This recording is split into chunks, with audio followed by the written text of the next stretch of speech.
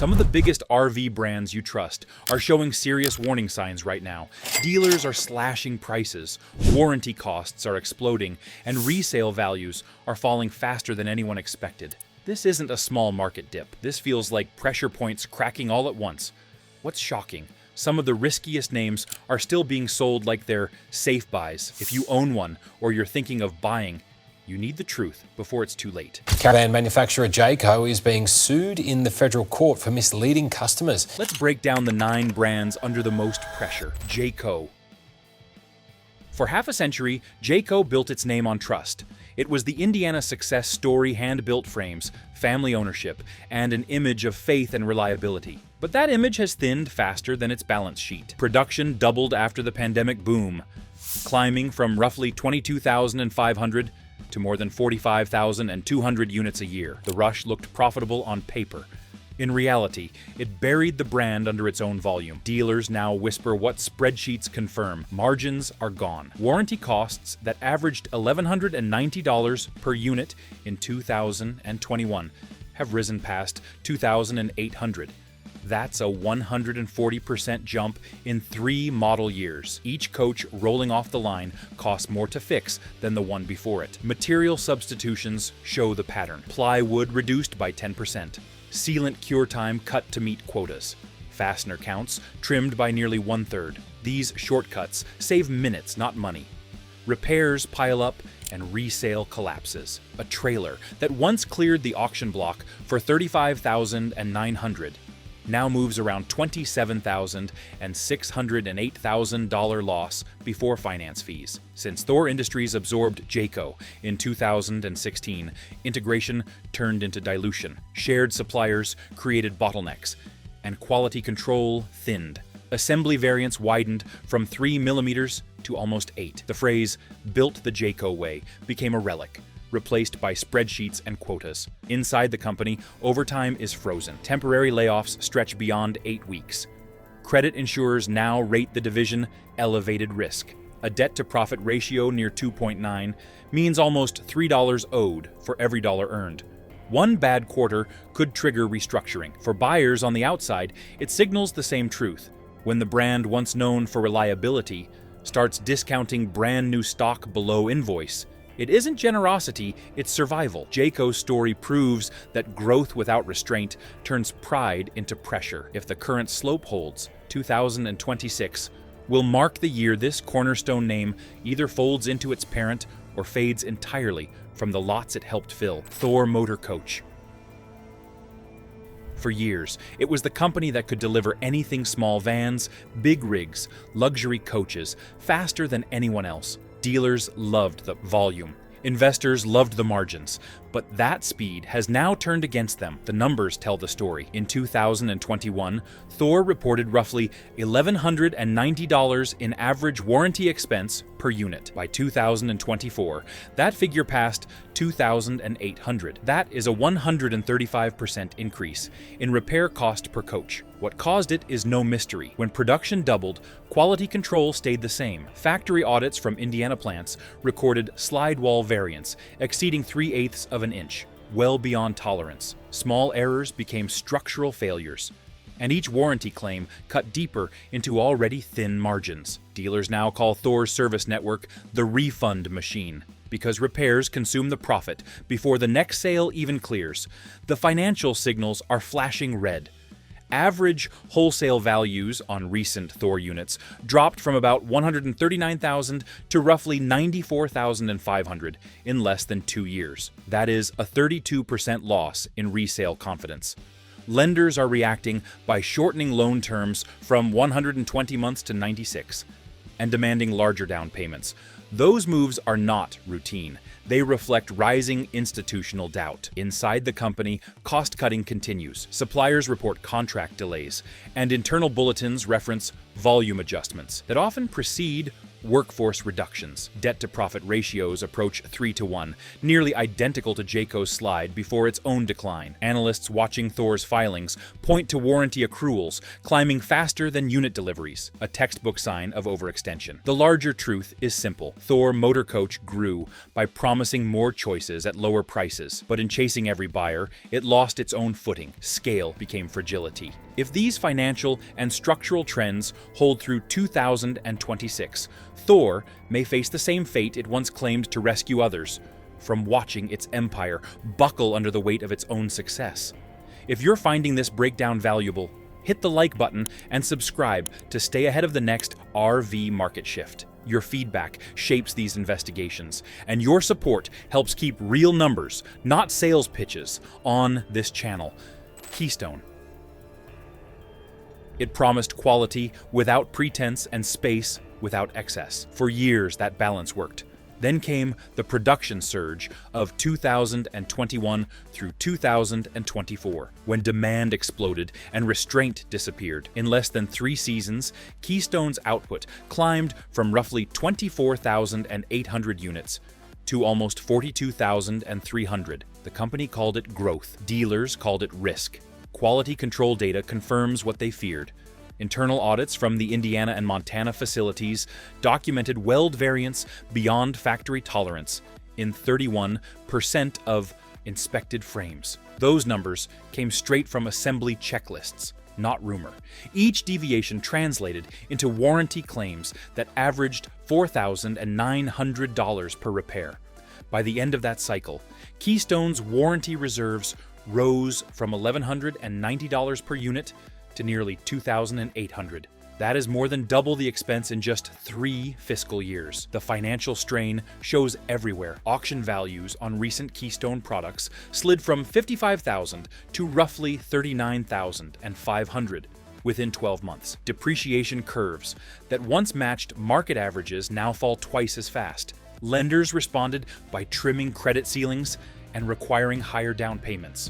Floor plan interest costs for dealers increased by nearly $73,400 across regional networks. Those are the quiet figures that reveal a company under pressure. Inside Keystone, management insists the slowdown is strategic, calling it a reset. Yet, supplier correspondence leaked to distributors' lists, delayed payments, and suspended contracts. That is not strategy, it is survival. Debt obligations are approaching a ratio of 2.9-to-1, meaning nearly $3 owed for every dollar earned. History shows what comes next: reduced inventory, longer lead times, and cautious partners. Keystone's rise once symbolized stability for the American towable market. Now it serves as a reminder that scaling faster than inspection schedules always ends the same way, with structural fatigue, shrinking confidence, and a brand racing against its own warranty clock. Vanlay. Founded by a family that carried the Tiffin name, it was never meant to compete on volume. It was meant to remind buyers what craftsmanship once felt like. For a few shining years, it worked. Handmade cabinetry, slow production lines, and an almost boutique sense of care made Vanlay stand apart. But by 2023, that promise had cracked under the same economic pressure, crushing every smaller builder in Red Bay, Alabama. Production costs rose 19% year over year, while retail demand fell 32%. That gap was lethal. Supplier invoices piled up faster than orders cleared. And by midsummer, payroll records listed only 148 active employees, down from more than 500 the prior autumn. Those are not just statistics. They are the final breaths of a company running out of margin and time. The numbers behind the closure tell a simple truth. A rig once selling for $128,900 now trades hands for roughly $72,600.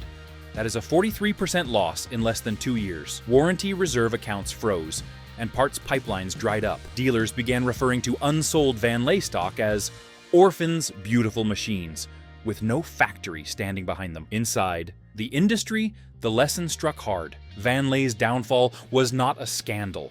It was arithmetic. When you build high-end rigs in low-end times, scale turns against you. Each handcrafted cabinet, each hand-stitched cushion became a liability instead of a selling point. Without the cushion of a larger parent to absorb debt, the brand folded quietly, leaving owners stranded with paperwork and pride. Today, Vanlay exists only in resale listings and memory. It is proof that luxury without infrastructure cannot survive long cycles. The legacy it leaves behind is bittersweet, an example of excellence undone by economics, and a warning that even good intentions can sink when the math stops working. Forest River. It was once the unstoppable, giant, massive factories, endless floor plans, and a sales network that reached nearly every highway in the country. It built its empire on volume, on the belief that more output meant more strength. For years, that gamble paid off. Then the market changed. Between 2022 and 2024, the company pushed production past 1,250 units per week across its combined plants. What looked efficient on paper became chaos in the field. Warranty reports began stacking high as the assembly speed outpaced the cure time of sealants and adhesives. A leaked bulletin numbered FRB 23112 confirmed roof seam adhesion anomalies on more than 270 units from plant code 102. Service centers in the Southeast started logging identical claims, moisture intrusion, laminate bubbling, and roof sag within the first 6 months of delivery. Each repair averaged $4,200 in parts and labor. Multiply that across the production run, and the financial hole is easy to see. Auction results tell the same story in real numbers. A travel trailer retailing near $38,000 now clears wholesale for about $28,000. That 26% drop in resale value happened before the second registration renewal. Dealers who once fought for inventory now quietly reject allocations, marking new arrivals as is before the first customer walkthrough. Floor plan interest costs are eating margin faster than sales can recover. Inside the factories, line workers describe relentless speed and constant overtime. The target has shifted from quality to quota. Adhesive cure logs shortened by nearly 40% just to hit shipment goals. The scale that once made Forest River strong has become the weight dragging it down. Forest River's lesson is blunt.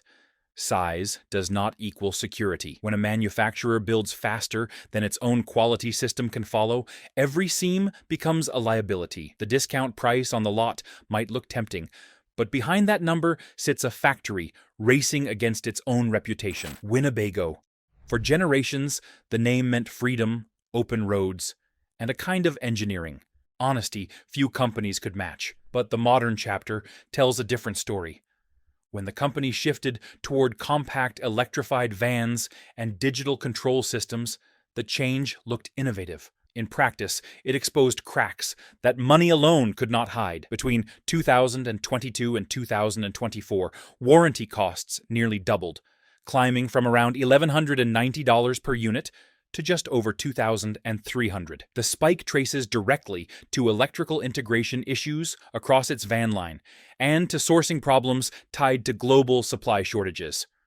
A recall labeled 24V142 filed through the National Highway Traffic Safety Administration confirmed thermal isolation irregularities in lithium battery systems. The repair averaged $13,700 per coach and sidelined vehicles for more than 30 days. Auction data backs the slide. A rig that once retailed near $149,995 now clears resale floors at roughly $112,000. That 25% loss in under a year mirrors the confidence drop among dealers. Lenders shortened loan terms from 120 months to 84, signaling declining institutional trust. Inside Winnebago, reports from former technicians point to an overstretched transition between traditional builds and electric assist systems. The company tried to modernize too quickly, integrating components before testing could keep pace. Each software update became a new variable, and each recall drained more cash from the warranty reserve. For a brand once defined by dependability, that loss of certainty is devastating. Winnebago's strength was always simple design executed well. When it replaced simplicity with circuitry, it traded reputation for risk. Unless that balance returns, the brand that once embodied reliability may become another case study in how innovation without patience can short out a legacy built over 60 years. If you've made it this far, make sure you're subscribed. The next chapters expose the final brands investors and dealers are quietly abandoning. Stay informed, stay sharp, and never let the industry spin your money into their mistake. Fleetwood. Its name carried the weight of half a century of road stories, each one built on gas-powered simplicity and honest mechanics. You bought a Fleetwood because you trusted it to last longer than the payment book. But after 2020, the company's wiring changed, both literally and financially. During the shift to multiplex electronic systems, internal reports logged repeated insulation failures within the dash harness of gas coaches. What looked like progress became an expensive experiment. By the close of 2023, the National Highway Traffic Safety Administration filed Campaign 24V208 for dash harness insulation breach. The recall covered more than 1,700 vehicles and cited potential fire risk. Each repair required between 8 and 12 labor hours, averaging $5,200 per unit.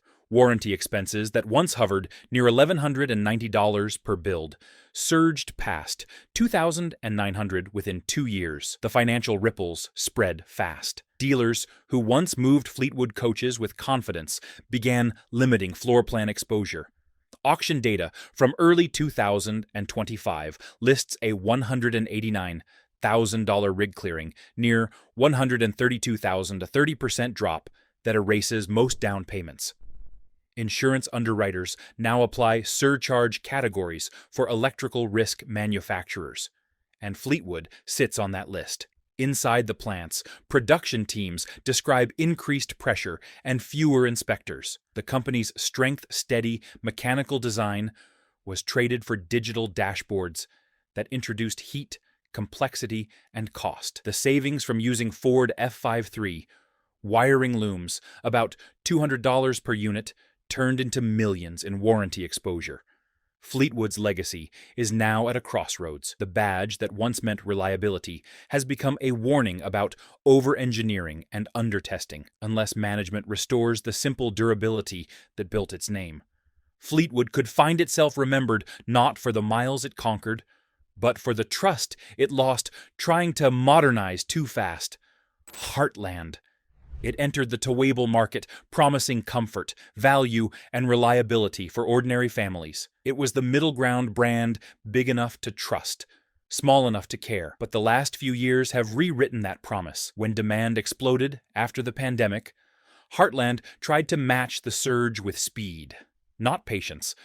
And the cost of that decision is now visible in every service bay across the Midwest. Production data from 2021 through 2024 shows the company nearly doubling its output while cutting cure time for lamination adhesives by almost 40%. Internal Service Bulletin, HS by 2, source 1067, documented wall delamination rates climbing more than 312% compared with earlier lines.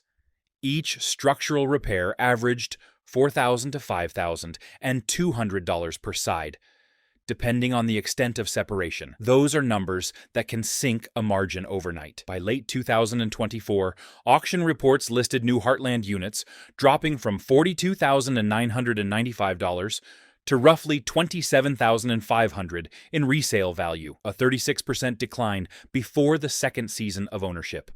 Dealers in Indiana and Ohio quietly moved unsold stock into wholesale channels, citing unresolved bonding issues. Warranty reserves that once stood near $1,190 per unit rose beyond $2,800, almost matching Thor Group averages. Inside the company, former employees described the atmosphere as tense and uncertain. Material suppliers complain of delayed payments that stretch from weeks into months, while overtime has quietly been replaced by shortened shifts and reduced crews. Conversations on the floor revolve around missed deadlines and rumors of further cutbacks. Management continues to label the slowdown a simple correction, but the numbers tell a harder truth, a warning written in balance sheets and warranty claims. When a manufacturer builds faster than its chemistry can cure, Every shortcut becomes a future liability, waiting to surface in the form of costly repairs. Heartland's story is not about greed, it is about pace. The brand tried to serve too many buyers at once and sacrificed the patience that built its reputation.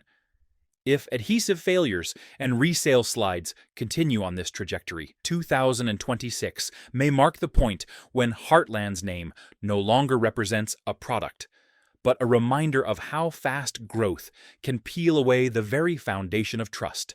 Thor Industries.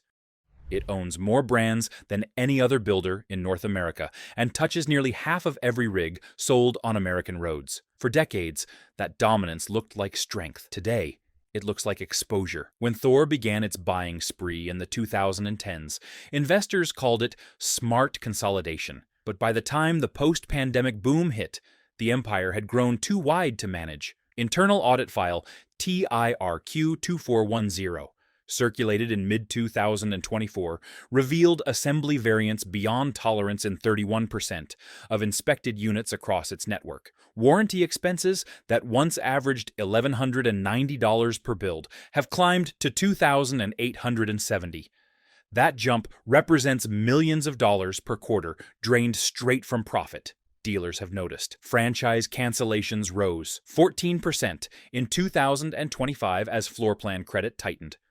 Auction data shows new Thor units selling nearly 20% below invoice within the first 90 days of delivery. Even banks have begun to react. Lender guidance documents now flag Thor-linked inventory as enhanced risk, limiting financing windows to 84 months, instead of the traditional 120. These are not small signals. They mark the early stages of a confidence collapse. Inside the company, the symptoms multiply. Suppliers complain of extended payment terms and unpredictable order volumes that leave warehouses stacked with unsold components. Employees describe constant audits, rotating plant managers, and shifting leadership directives that change faster than the production lines can adapt. Morale has dipped as overtime hours disappear, and department budgets tighten without explanation. The scale that once protected Thor now makes it fragile, forcing every division to carry the mistakes of another. When a single factory misses quality targets, the entire corporate balance sheet absorbs the shock, spreading weakness across what was once a fortress of size. Thor's story mirrors the cycle of every empire that forgets its foundation. Expansion became identity, and identity became burden. The same size that crushed competitors now threatens to crush itself. If material costs continue rising and warranty claims stay on pace, 2026 could be the year Thor Industries faces the reckoning it once bought others to avoid proof that even the largest name in the business can outgrow its own stability. Now, I want to hear from you. Did any of these surprise you? Drop a comment, smash like if this was useful, and subscribe for more no-nonsense R-vee updates. I'll see you in the next one.